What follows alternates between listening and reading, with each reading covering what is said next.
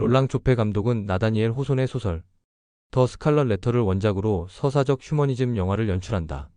주온 글씨는 사회적 비난과 편견, 도덕적 책임감, 죄와 벌, 그리고 인간 본성에 대한 복잡한 주제를 다룬다. 1667년 뉴 잉글랜드 매사추세츠 식민지를 배경으로 플롯이 전개된다. 뉴플리머스 공동체의 지배적 주류가 되자 청교도인들의 무의식의 도덕적 독선이 꿈틀댄다. 청교도인들의 정서에 스며든 도덕적 위선의 뿌리는 영국 왕정의 독단적 전제성이다. 17세기 중반의 영국은 정치적인 불안과 종교적인 갈등으로 뒤덮인다. 프로테스탄트 개혁파는 튜더 왕조, 엘리자베스 1세의 치세 기간 내내 영국 국교회에 개혁을 요구한다. 스튜어트 왕조의 제임스 1세가 즉위하자 1000명의 청원서로 교회의 비성경적 해석을 거부하다 가혹한 박해를 받는다. 청교도들은 박해를 피해 1620년 9월 6일 영국의 플리머스항에서 메이플라워 호를 타고 신대륙을 찾아 나선다.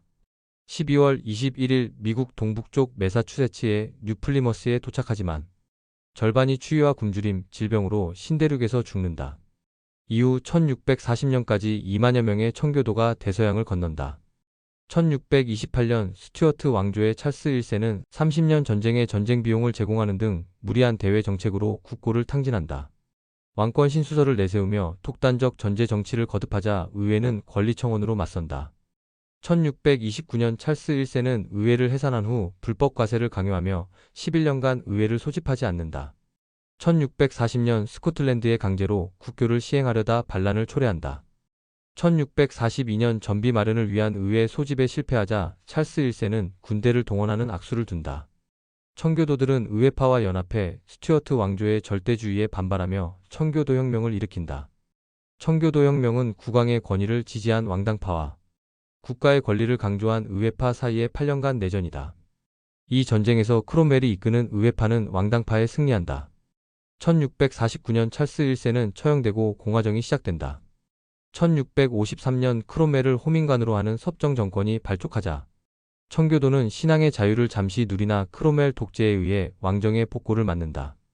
1660년 카톨릭 성향을 가진 찰스 2세와 그의 동생 제임스 2세가 연이어 즉위하며 청교도는 다시 혹독한 박해에 직면한다. 영국은 360년 주기 제1기의 험난한 시기를 지난다. 롤랑 조페는 원작에 없는 원주민과 정착민 사이의 불안한 동거를 부각시킨다. 원주민의 도움으로 살아남은 정착민이 증가하면서 서쪽으로 진출하자 호의적 적대감이 형성된다. 삶의 터전을 잃은 원주민의 도끼와 창 같은 원시적 무기와 장총류, 근대적 무기의 충돌은 필연적 비극을 예고한다. 1667년 뉴잉글랜드 매사추세츠 식민지는 청교도와 이웃인 알곤킨족 사이에 불안한 휴전이 이루어진다. 젊은 목사 딤지 데일은 마사소이트의 장례식에서 부친의 뒤를 이어 완파노 와그족의 추장이 된 메타콤을 만난다. 원주민의 영토를 존중하려는 딤지 데일의 선의는 메타콤의 정착민에 대한 적대감에 묻힌다. 정착민의 마녀 사냥과 본격적인 영토 침범을 목격한 메타콤은 조직적인 저항을 시도한다. 억울하게 마녀로 몰린 사람들을 구하고 불법적으로 구금당한 원주민들을 탈출시킨다. 실제로 1675년 메타콤은 정착민과 필립 왕의 전쟁을 주도한다. 필립 왕의 전쟁은 뉴 잉글랜드 지역에서 발생한 식민지 시대 유럽인과 원주민 사이의 가장 치열한 전쟁이다.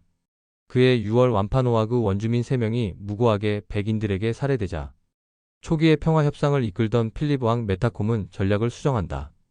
연이은 식민지 토벌대의 무차별 소탕은 원주민 세력을 메타콤으로 결집시켜 전면전을 촉발시킨다.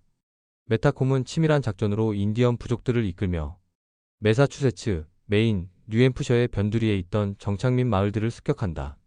뉴잉글랜드에 거주하던 백인 16분의 1이 죽고 정착민 마을의 절반이 불타버린다. 1676년 봄 메타콤은 코네티컷 강을 따라 동쪽으로 진출하며 프로비던스, 플리머스, 보스턴을 위협하지만 식민지 토벌대의 역공세의 매사추세츠 디어필드에서 결정적인 패배를 당한다. 8월 16일 메타콤은 남은 전사들을 이끌고 도망치다 브리지워터에서 백인과 내통한 신복에게 암살된다. 수장의 죽자 격렬한 저항이 멈추며 전쟁에 가담한 원주민들 역시 거의 모두가 죽거나 잡혀 노예로 팔려간다. 전쟁의 종결에 따른 식민지 확장의 가속화로 원주민들의 영토와 권리는 크게 훼손된다. 필립 왕의 전쟁은 미국 원주민과 유럽계, 식민자 간의 복잡한 관계와 갈등을 보여주는 중요한 장면 중 하나이다. 몰락한 영국 귀족의 딸 헤스터 프린은 로저 프린과 애정 없는 결혼 생활을 한다. 남편의 피살 소식을 듣자 헤스터는 청년 목사 딤지 데일과 사랑에 빠진다. 불륜 소식에 마을 주민들은 경로에 헤스터를 법정에 세운다. 불륜 상대를 밝히지 않자 불륜을 뜻하는 주홍빛 A를 가슴에 달게 한다. 영화 속에서 헤스터가 마녀로 몰려 화형 직전까지 몰리는 장면은 지나치게 허구적이다. 헤스터의 뚜렷한 주체성이 가부장적 종교 질서에 방해가 된 것은 맞지만 교수형에 처할 정도의 범죄는 아니다.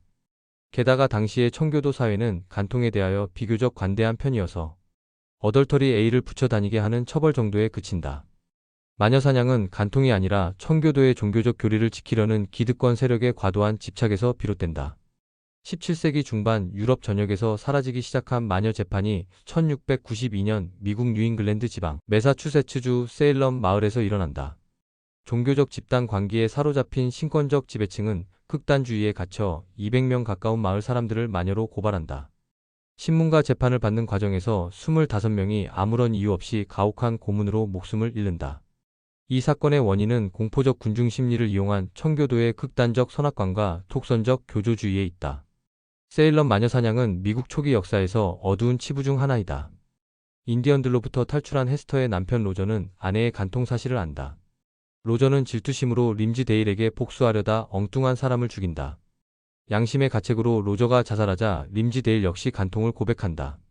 인디언들의 급습으로 교수형에 처해지는 순간 목숨을 구한 림지 데일은 헤스터와 마을을 떠난다. 헤스터는 도덕적 독선과 위선의 굴레에서 벗어난다. 롤랑 조페는 깊은 감성과 복잡한 캐릭터로 역사적 사건 속의 도덕적 사회 문제에 집중한다. 킬링필드, 미션, 시티 오브 조이에서처럼 사회적 외면을 받는 집단에 대한 관심을 주홍 글씨의 중심에 드러낸다. 하지만 원작에서 다루지 않은 원주민에 대한 과도한 집착이 화를 자초해 다수의 비평가들은 1995년 최악의 영화로 선정한다. 영화계의 압도적인 부정적 평가는 마치 청교도와 영국 왕정의 독단적 전세성을 보는 듯하다.